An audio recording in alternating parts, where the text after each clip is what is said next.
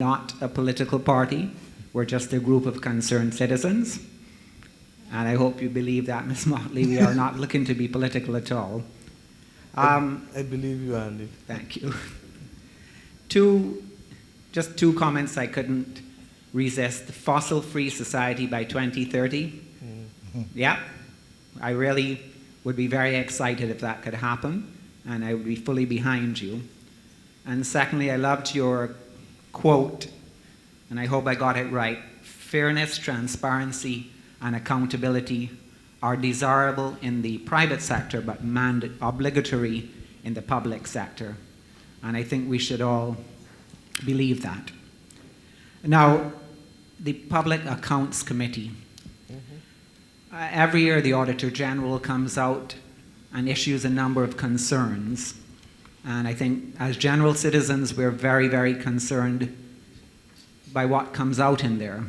Now, to be fair to you, you did try to get the Public Accounts Committee working, and you even summoned some ministers to appear. They refused to appear. And then from the outside, it looks like the current government actually has a threat to repeal the Public Accounts Committee. So, if you take up this, who is going to hold ministers and senior civil servants accountable, and how can we ensure that that will be done? Thank you very much, Andy. First of all, let me say to you that the Public Accounts Committee has been working. There have been over 40-something meetings that we've had. In 48 meetings, Kerry is signaling to me. But in addition to that, we have evidence that is about 4 foot high on the National Housing Corporation, and a report will come out at some point, very shortly. We're going through the evidence now.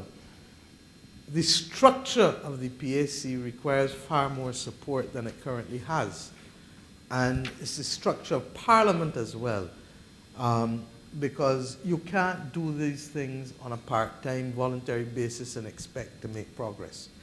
And that's part of the difficulty. As it relates to who will hold us accountable, legislation is there now, Andy. We passed legislation the last time we were in government that would hold ministers accountable for decisions that they insisted had to be put in place if the permanent secretary, against the wishes of the public servants.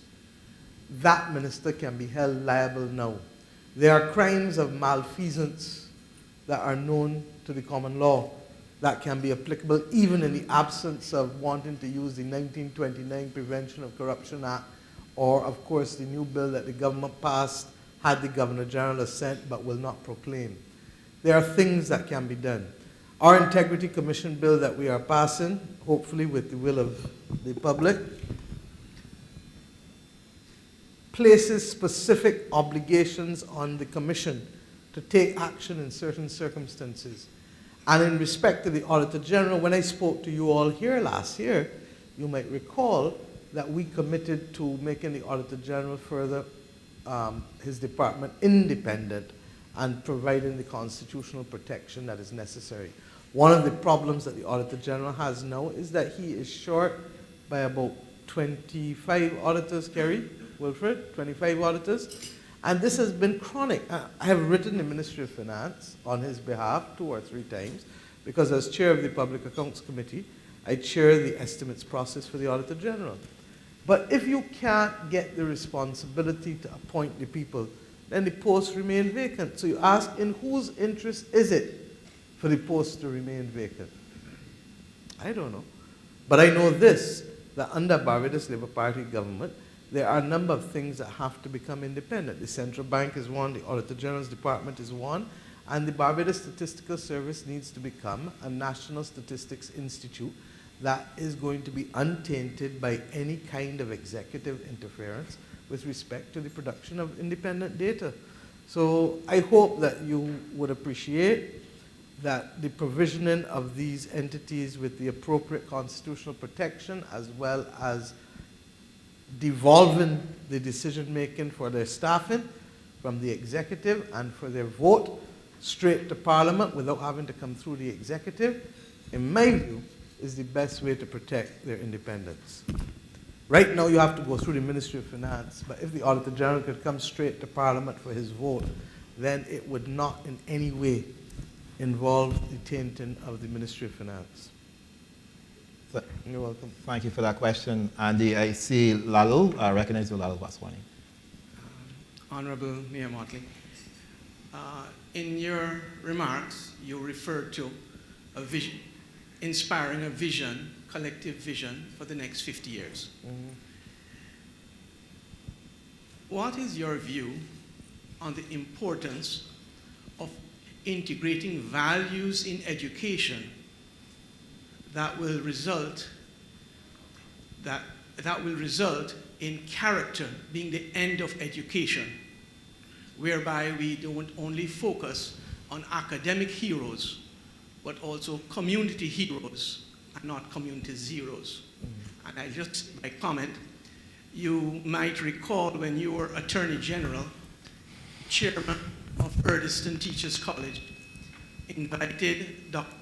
Anu from Zambia, who was proficient in that particular area of education. They came to Barbados and provided the intellectual rights to a program, and with your involvement, you insisted that Curriculum 2000 be represented and given to Erdiston. So what is your view of the importance, otherwise, of integrating values in education in order to produce the character within our population that will take us to the next, you say 50, I say 500 years? There's no doubt, Lalu, that values are important. That's why values are the bedrock of our covenant of hope. And in the same way that we believe values to drive the principles from which policies and programs will come, we believe that values must drive the character of each and every Barbadian. So, without a doubt. The conversation has to be, though, nationally on what values we want, and that conversation will take place because, as I said, no 20 or 30 or 40 people will ever foist on this country things that are outside of the ambit of government and relate to governance and society. So we will have that conversation nationally. If I might just add, would it be one of your mission-specific items? Well, I've said already that no policy or program is going to be implemented without values. So therefore, the person who is the Minister of Education and the persons who are other ministers dealing with non-formal education and community development must know that it matters, loyalty matters, that hard work matters, that family and community matter, that there are certain things that we believe have to be underscored. And I think when you see our manifesto, you'll be pleasantly surprised. Recognize Anthony Shaw. Thank you. Smartly. I also am a member of the Integrity Group of Barbados. And we recently looked at your integrity legislation. And as you know, I wear the hat of the press nowadays. And when you're viewing things in integrity, it would be very helpful if we had a Freedom of Information Act, so we can actually dig into things and churn things out. That's the first question. I thought the nation would have had a front page editorial on that every year on the anniversary of this government's election, because that was one of the first things that the government promised, and having not delivered it, I would have thought that the press would have been at the front line of demanding it on an annual basis. I can assure you that you will not need to have a front page editorial for a BLP government on a Freedom of Information Act. I'm happy to hear that. Because you will get it early. That's very good. The second question was on general independence. You mentioned about the governor of the central bank.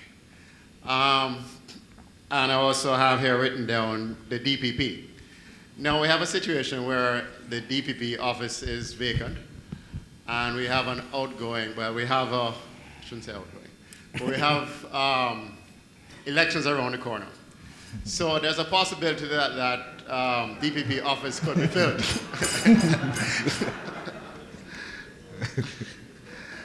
Anyhow, moving on. I don't know why you would want. I don't know why you would want to move on. I thought you wanted me to speak, and I thought you wanted me to say, as the chairman of my party and I discussed on Sunday, that there are a number of positions in this country that are vacant now, that this country needs to demand cannot be filled in the dying days of an administration. If this government becomes the government of the country again, there's no problem. Appoint who you want. If somebody else becomes the government of the country, then they will have that right. But you have from a governor general, you have a governor of the central bank, you have a director of public prosecutions.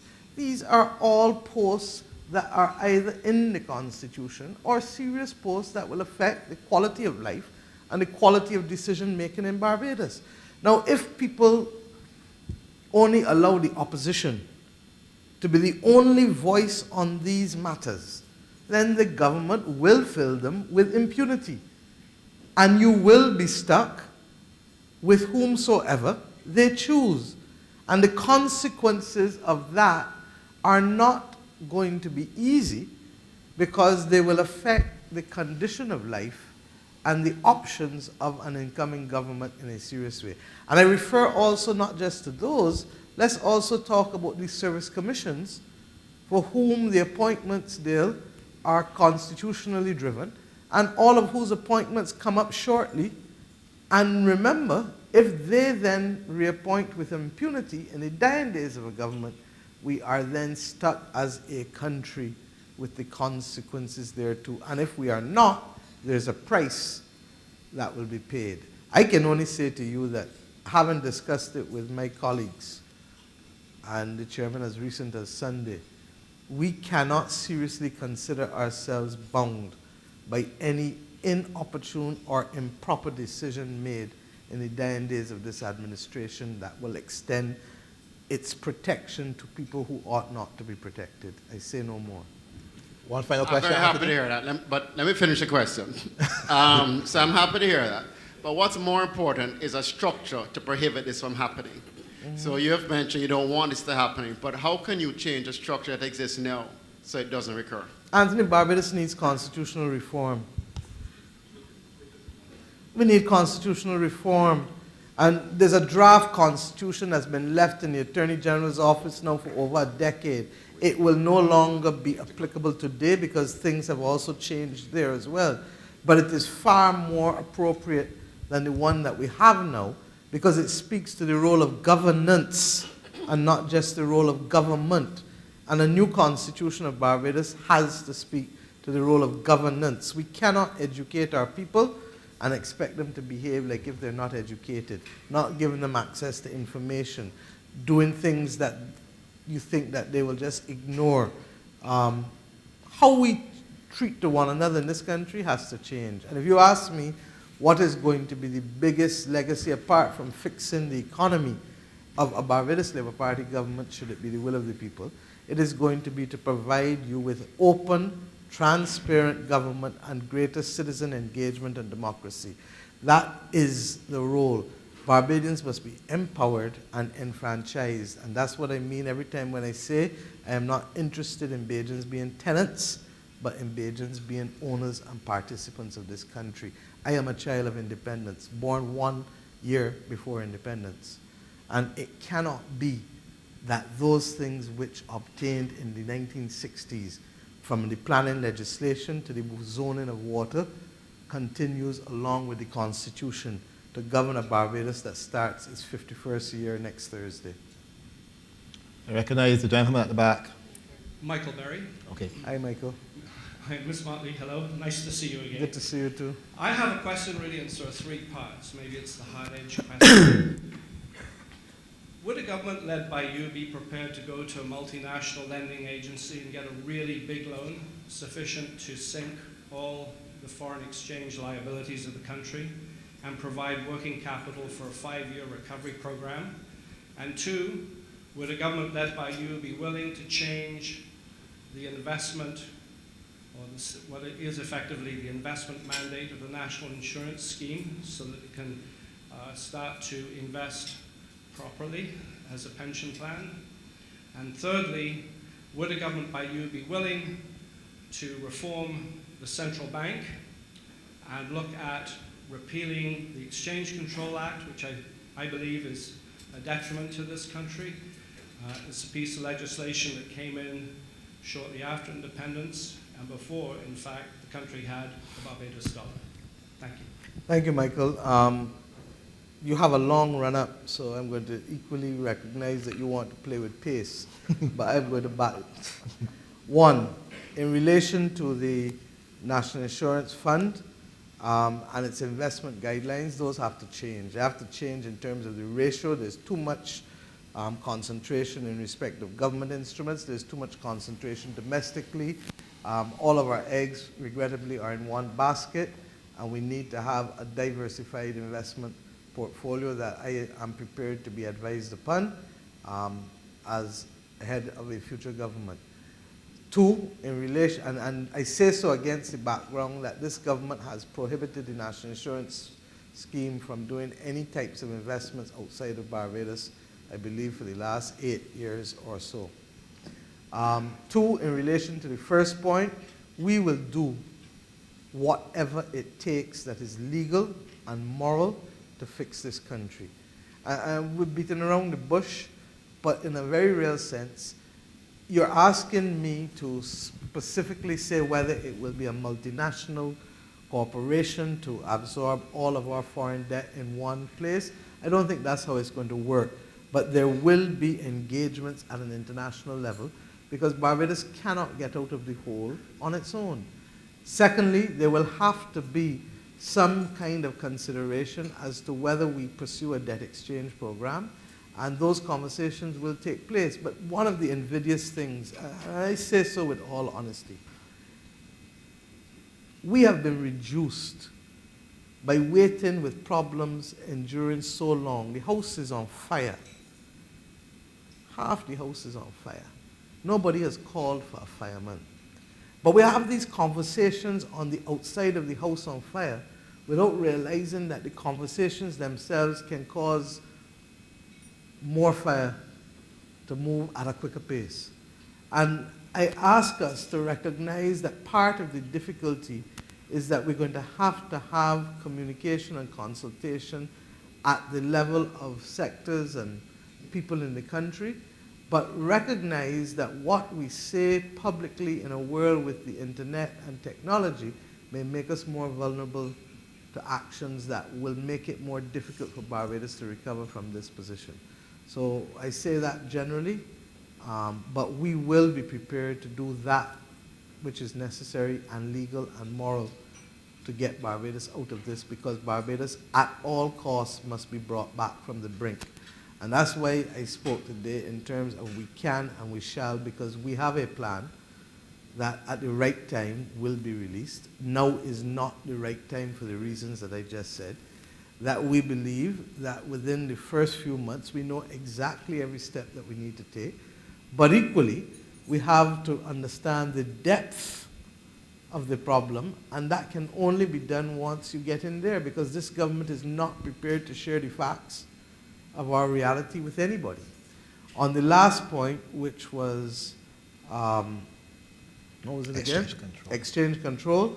That's a conversation that we need to have. Look, before we left government, the Barbados Labour Party government liberalized a lot of exchange control requirements, as you know. Because this government has had a reserve problem starting from as far back as 2009, they have in fact reintroduced so many things that have had, in my view, the opposite effect of creating confidence. It has literally eroded confidence down to all of the things that they've put in place for lawyers and people buying property, etc. It is a disaster. And if you want people to panic, put restrictions in place for people to panic. I say no more at this stage, but it is a conversation that we will have, because we recognize equally that because stability is our greatest asset, we will do that which is necessary, legal, and moral to save the Barbados dollar at all costs, because that is what preserves stability. When I first went to Jamaica, In 1989, the Jamaica dollar was 6 to 1. When I went to Jamaica 2 months ago, it was 130 to 1. But Jamaicans can feed themselves. And Jamaicans can do a lot of things out there with that land scale, land size that we can't do here. So we need to dig down, dig deep, make the sacrifices that are necessary, save our dollar, get back investment grade, and get this country working again as we know it can. The only thing stopping it is people who don't want to make decisions, people who don't want to pass legislation, people who use delay as the engine of corruption. That's the reality of Barbados in 2017, regrettably. And then a population that turns the other face because we don't want to be accused of being political.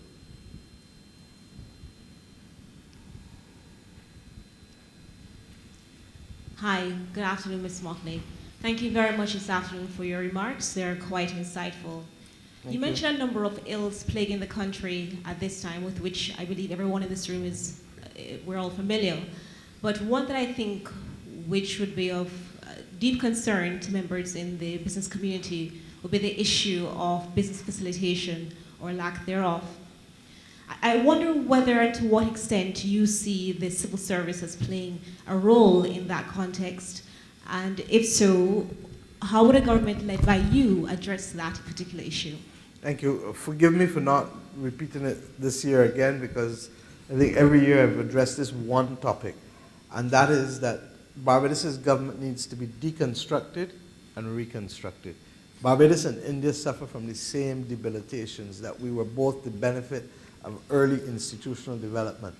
Now, the only way we can do that appropriately is by bringing all of the players to the table, understanding why we do what we are doing, what is the public interest we want to protect, what is the public mischief we need to avert, and does technology allow us a more effective and efficient way of doing so, and are there social justice issues that need to be taken into account? I didn't say this to you publicly. I spoke only on the first order paper. But the others within the party know that within the first few weeks of a cabinet being installed, that there are some key issues that on a Monday, we have to deal with capital projects, Monday afternoon, all major capital projects, public sector and private sector, because unless we can fuel growth in this country again, we're not in anything. So that's the first thing. But while we do that, we have to fix the real problem. And the real problem on a Wednesday is going to be making Barbados work again, as I said in the last budget reply, where we, for example, start off with planning. Our planning legislation is 1966. Barbados cannot move forward into the next decade of the 21st century with planning legislation that is 51 years old. And therefore, within the first few weeks of government, 2-3 times a week until we get the draft and instructions right, we will bring the private planners, the public planners, the construction people, the social partnership, and the civil society in a room such as this, and we go through the legislation that exists now part by part by part by part until we get the new draft and instructions right. That can't take more than 3-4 weeks. And then the drafters go off and come back to us with a new bill within the first 2 months thereafter. So that within 3-4 months, we should be in a position to have new planning legislation in this country that appropriately deals with responsibilities and timelines, rather than this nonsense of people having to wait a year, 18 months, 2 years, 3 years, 4 years in order to get decisions in relation to planning. And I don't blame the existing planners, but I say this, we are lawmakers. And if the system is not working right, then you reflect the changes that you want to in new legislation. And we seem to have a government that believes that they are disconnected from the process of lawmaking and policymaking. Now, I use planning, but I could do the same thing with liquor licenses. I can have the same discussion with corporate affairs. I can have the same discussion with driver's licenses. We are going to allow Barbadians, because that is another area that will boost economic growth by at least 2% of GDP, we reckon. We're going to allow Barbadians to be able to have a digital government. We cannot have an analog government in the 21st century. Can't. Absolutely correct. It also means that we're going to have to also look at the issue of digital currency. Now, I've deliberately stayed away from all of these solutions today because we have Tanta solutions. That's not the issue. The issue is how do we protect what we have before the time comes to execute the solutions. And that's why I gave the kind of speech that I gave today, because too many people are beginning to doubt that we can turn the corner as a country. We can, and the solutions are there. Thank you. I see a question at the back. Recognize Tony Olton. Tony Olton, leadership consultant and coach. Once again, you've shared your vision, your thinking. But in the context of leadership, my question is, help us to understand what is at your core. What is it that drives your thinking? What is it in your heart? What is it that really, deep down inside, drives you and makes you the person that you are, and more than anything else, at your core, informs your decision making? I thought I did too much of that already, Tony. In summary, can we hear that in summary? Fairness. I believe in being fair. And that's the essence of who we are as Bajans. And I said it just now. In the private sphere, you have the luxury of going how you want to go, but hopefully your Christian values and your other values, if they're not Christian, will cause you to understand that you need to be fair. But in the public sphere, we don't have a choice. That's why we are where we are, because the only way people can live together in a small space is if we create an atmosphere of fairness. Now, at the same time, we need to push, and I believe in winning and excelling. So if I go to work 22 hours a day to get a job done, I'm going to work it. When we had Cricket World Cup, we had to introduce the Joint Regional Communications Center and the Advanced Passenger Information System for 10 countries in the region. We had deadlines down our throat. I'm sorry, I don't know if Jeffrey Bostick is here today. Jeffrey worked with me at that time on that project. And Jeffrey will tell you that for 6 days we did not sleep, literally, because we had a deadline to be able to bring 10 immigration authorities, 10 airports, all on stream to create a single domestic space. Same thing when the prison burnt down. So what drives me? The ability to see a task completed. What frustrates me? A government that has taken for granted that this country has been good to it and to all of us, and that it should be the first generation of independent Barbadians, independence generation of Barbadians, that has caused the greatest damage and greatest destruction must be something that caused Grantley Adams, Errol Bard, Tom Adams, and all of the rest of them in the graves to be rolling and crying. It is a travesty, it is a tragedy, and we need to do better for our children. Ms. Mottley, before we take the next question, Ms. Mottley, you talked about self-belief, like there's a lack of self-belief in our communities. How are you going to address this particular matter? The Covenant of Hope says that the first platform that we need to drive at is national consciousness, a new national consciousness and a belief in self. I believe that productivity in Barbados is not driven by quantitative problems. It's driven essentially by qualitative and cultural issues. There are too many of our people still in a room that if somebody walks in and doesn't speak to them straight off, say, hey, he don't like me, or he cutting the eye at me, and immediately that determines their output. We have to look into the mirror, as Mr. Barr said, and love who we see. And we have to recognize that we can disagree in a small society without being disagreeable. And we have to recognize that who we are is great and glorious and matters.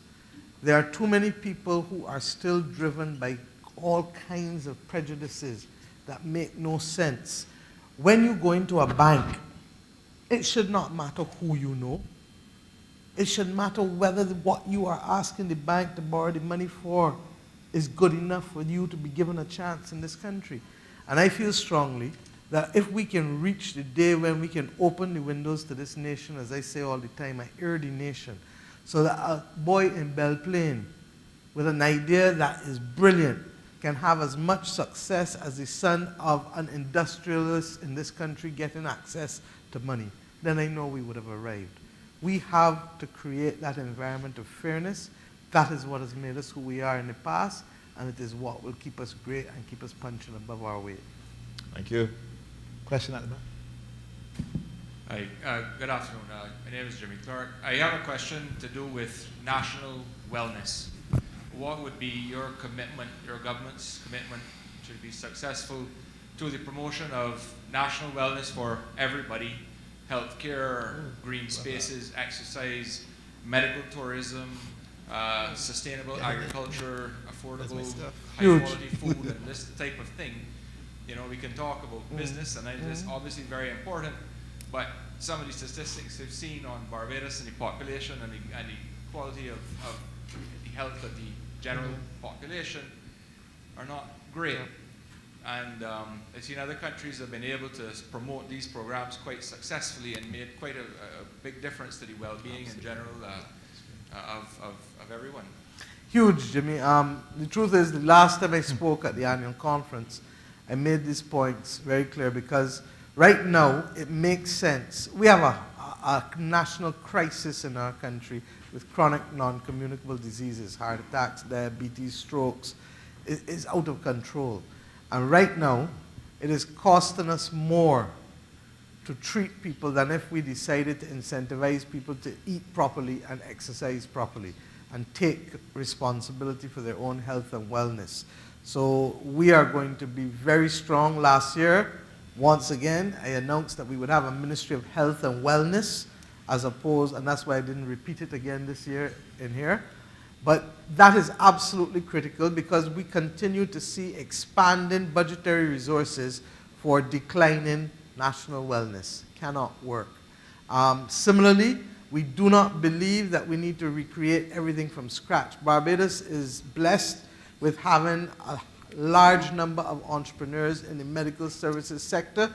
We may need to have more medical tourism to be able to expand the volume of business such that the services and the costs become more affordable to Barbadians as we manage it going forward.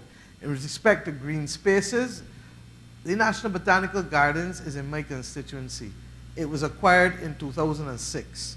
Other than to put up a green gate marked National Botanical Gardens and for the cabinet to recommit to it in 2009, the only thing this government has done other than that is Dennis Lowe planting 2 trees, but then presiding over sargassum weed being dumped on the National Botanical Garden site, which is, by the way, a Zone 1 Codrington water well site.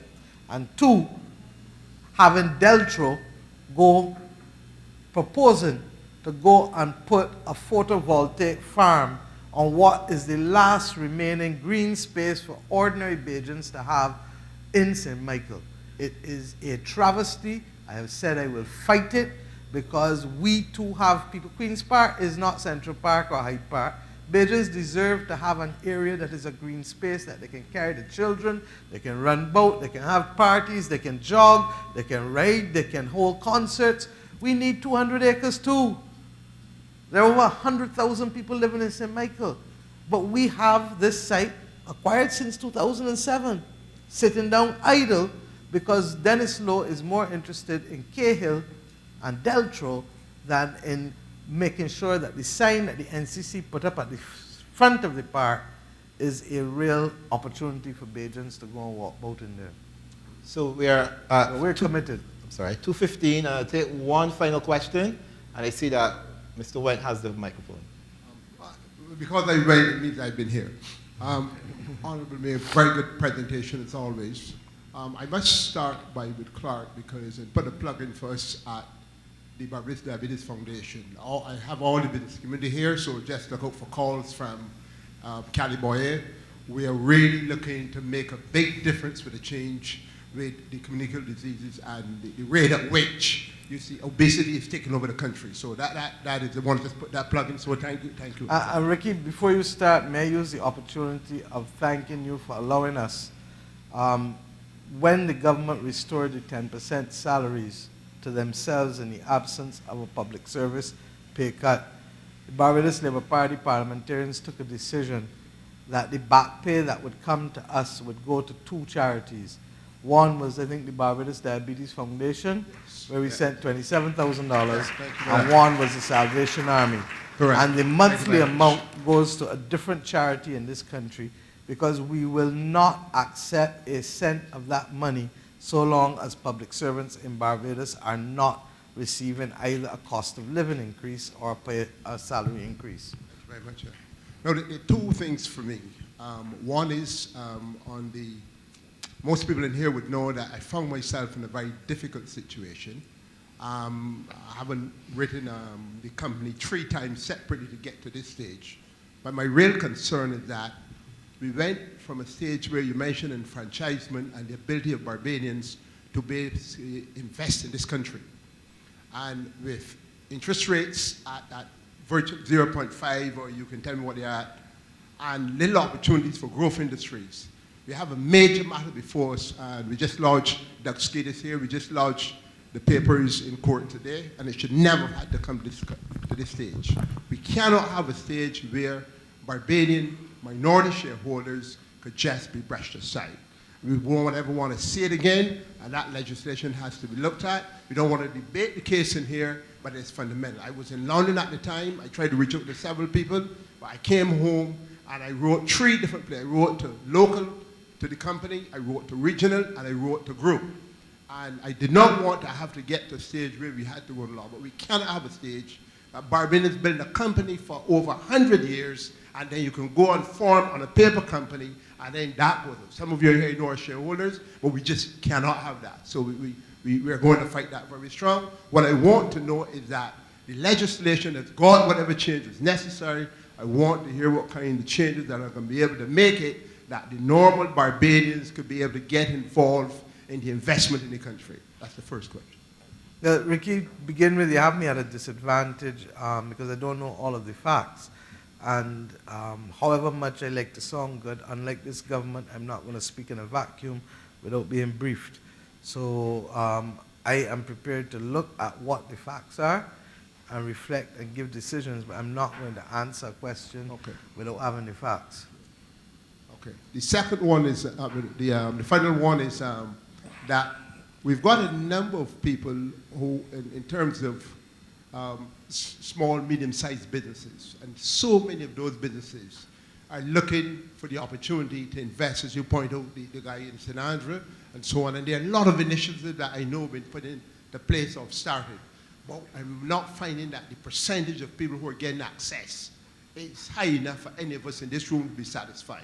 What is that your government will be doing to make sure that those persons who are small and medium-sized businesses get access to financing that would be able to sort of realize the dreams that they have in mind? Look, we recognize that this government came to office with the promise of 40% procurement to small businesses. And far from 40% procurement to small businesses obtaining, we have seen the greatest consolidation of wealth in this country since independence. One man cannot get a $24 million contract at Valerie, a $28 million housing contract at Grotto, a $42 million molasses storage tank, 20-year contract in the Barbados Bridgetown Harbor, in the port berth 5, which is $70 million, which was an overrun of $15 million. Equipment commissioned on the Grand Ukraine and other equipment bought in the Bridgetown port. Now $140 million to be given in a contract on berth 6. Coverley, which is over 1,100 acres, at which they own 1,100 houses, sorry, at which the government is only receiving less than $2.50, Wilfred, per square foot on each on the land there.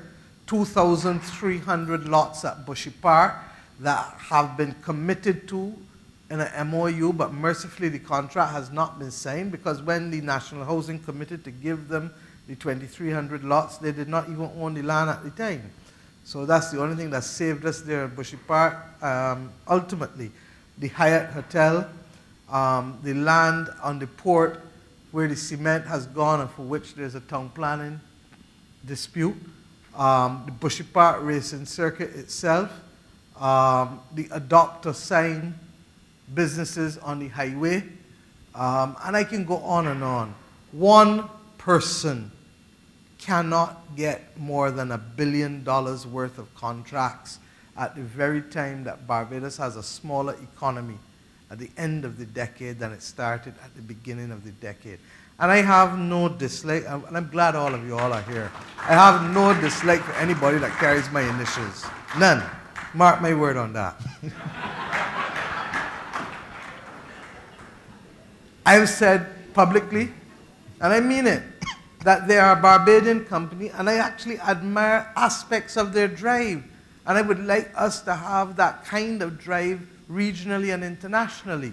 But on 166 square miles, Ricky, you cannot get all. It's as simple as that. And Tony asked me what drives me? Fairness. So if you know fairness drives me, you understand why I have this particular response and reaction all the time. If I see the gentleman now, I'll hug him. I don't hate nobody. I don't have no malice in my heart for nobody, because malice gives you cancer. And I ain't dying from cancer. I even stopped smoking. You understand? I did 47 weeks and counting. But the point is that ordinary people in this country deserve a chance.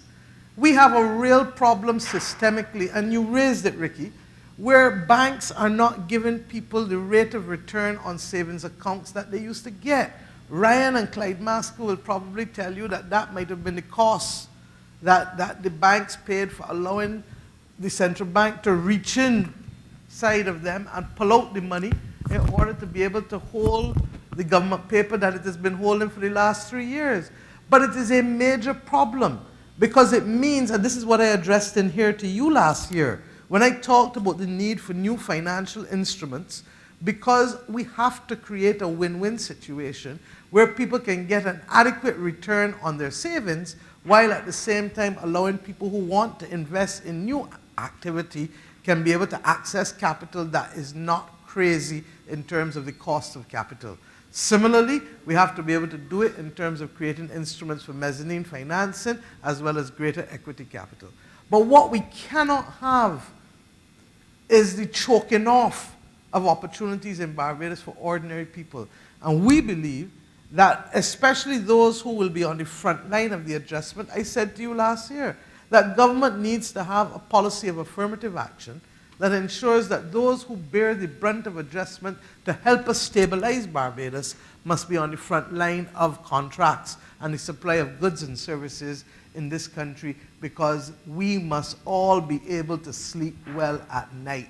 And if there is a category of Barbadian that is not earning, then believe you me, we are all at risk in this country. Barbados is too small for us not to use Peter Ram's mantra on every occasion. All are we in this together. Believe you me. Thank you very much. Thank you all for your questions today. My only comment, I'm going to give... my only comment is this, that come whatever may, today is the last day that I will address you in November as leader of the opposition, regardless of what happens in the future. Regardless of what happens in the future. And it is because, and I say this now, and I ask all of the members of the Barbados Labour Party to stand with me, because I want you to understand that this has been, of the candidates who are here, this has been an arduous and long journey carried on by people who have displayed tremendous courage, and I am proud to call them my colleagues. I really am. Please, sir. We have had in Barbados to carry a flag for a country that knows that it is declining. But few people are prepared to stand and to have the courage of conviction to speak. And I trust and pray that the one opportunity to get it right, which the election affords us, that we do so. Because this country has been good to each and every one of us. It is now time for us to be good to it and to give our children and our children's children the chances that we had that are significantly greater than what Ms. Boyce and her generation had to face coming out of the 30s and 40s in Barbados. So I thank the Chamber of Commerce. I've been here in 2010, 2013, 2014, 2015, 2016, 2017, all as leader of the opposition. Whatever happens, I will not be here as leader of the opposition again. Thank you. Thank you very much, Ms. Mottley. Just to echo your words, we can and we shall. And with that, I'm going to invite Mr. Carlos Wharton, who